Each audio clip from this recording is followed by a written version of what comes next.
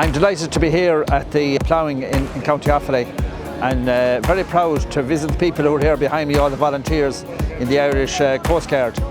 We're here, I suppose, to give the members of the public a knowledge of what the Coast Guard do in the local communities, promote water safety, give, I suppose, the younger people that are coming to the stand an insight of what the Irish Coast Guard do. We have all our equipment on display here, from an underwater camera, ROV, we have our drone on display, and all the different equipment that we use. We have our dry suits here on display so people can see what we actually wear when we're going out in rescues.